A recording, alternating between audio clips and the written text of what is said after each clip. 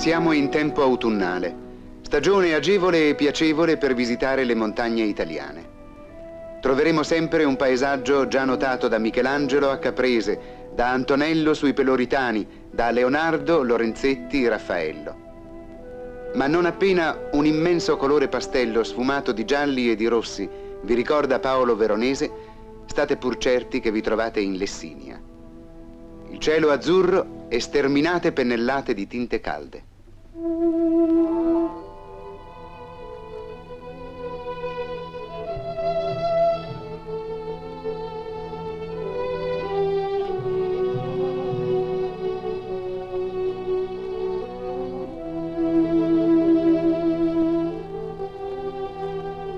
L'Alta Lessinia è ormai un'attrezzata stazione invernale.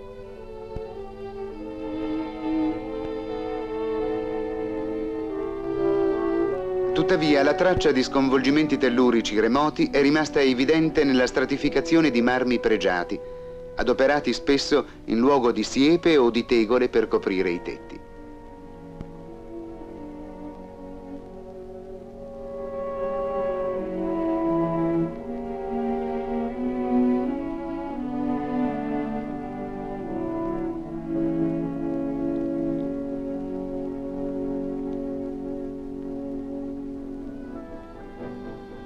Le cave si trovano un po' in tutto il Veronese, specie in alto.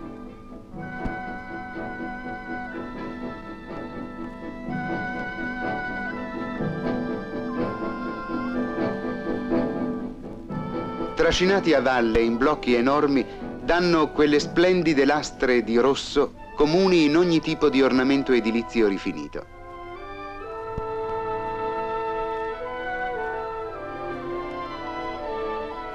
La formazione marmorea risale a oltre 200 milioni di anni fa.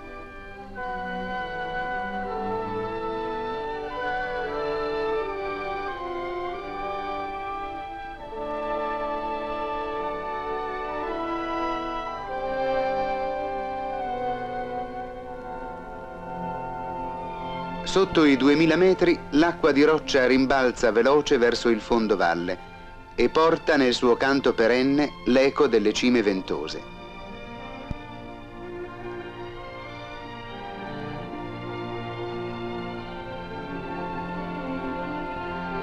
Un vasto altopiano centrale, dai 1000 ai 1200 metri, chiude in se stesso una pagina singolare di storia.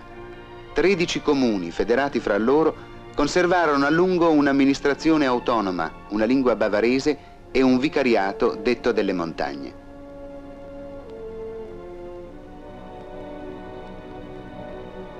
Una vecchia tradizione umanistica li voleva fondati dai Cimbri dopo la sconfitta di Mario.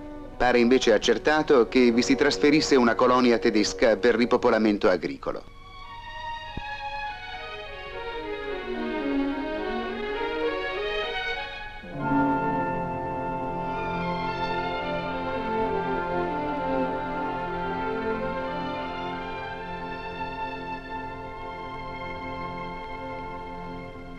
A questa altitudine si trova una pietra tenera, facile a lavorarsi. E la fantasia, la buona volontà, la pietà religiosa dei montanari curò con ingenua ma efficace forza d'arte la traduzione della pietra in figure di santi.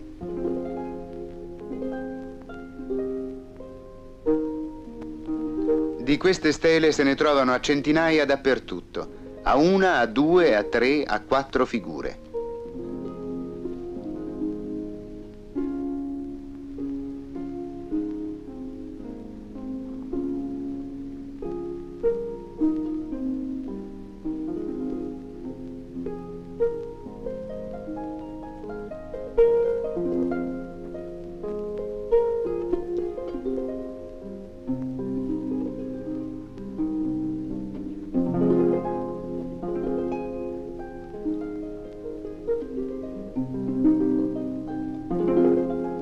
I più audaci ricordarono il capolavoro di Michelangelo.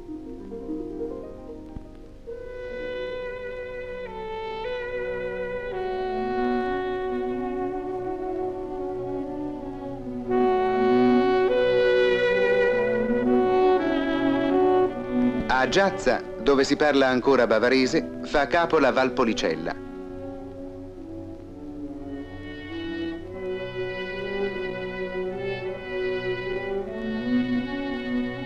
Basta allontanarsi dall'abitato per sentirsi in mezzo al colore.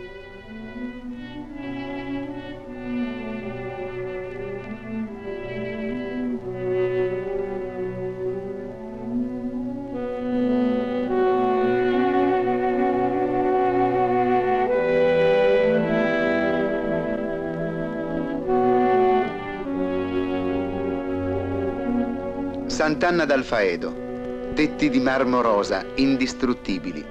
Un paese che odora veramente di pietra appena cavata.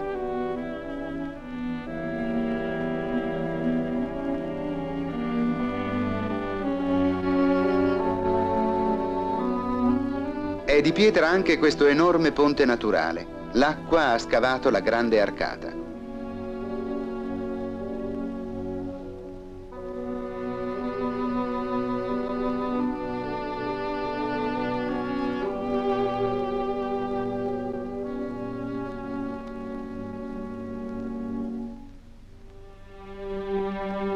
Bosco Chiesanova sta alta a capo della Val Pantena.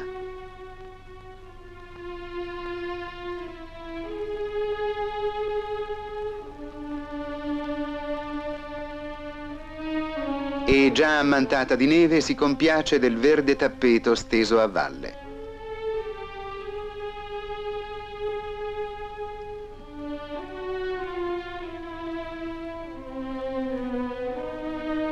Bolca dà inizio alle valli d'Alpone e di Lasi. È il paese dei fossili e il suo aspetto odierno è quello di un fondo marino sollevato dall'acqua. Questa, del resto, è la sua storia geologica accertata.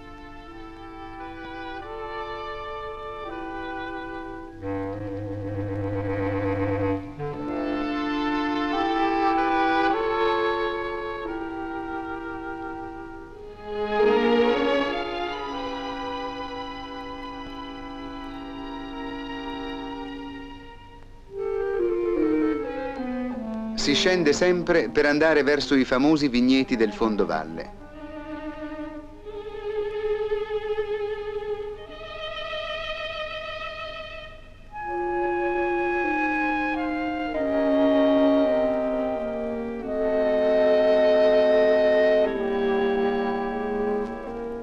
Si scende fra il rosso delle siepi, il giallo dei pioppi, il verde dei pascoli.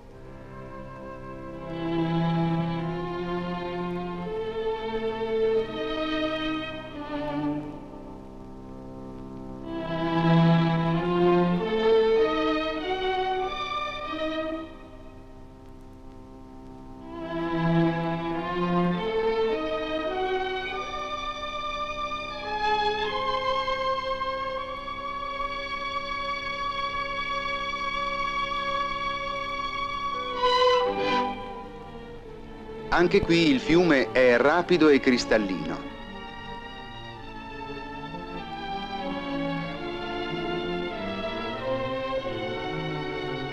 Acqua di roccia che gli abitanti si dividono scrupolosamente.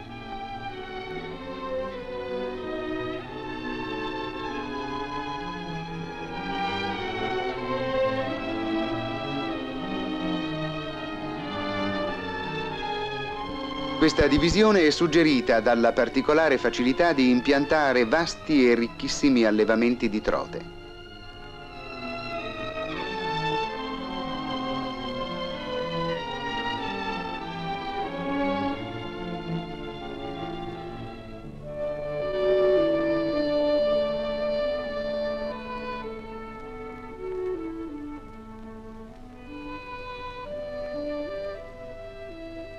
L'uva è la vita stessa di Monteforte. E Monteforte, oltre che dei vigneti, è orgogliosa del suo campanile. Le tre valli confluiscono a Verona, dove gli ingenui artigiani della Lessinia sono diventati maestri scultori, il che non esclude che la tradizione fosse antica e profonda.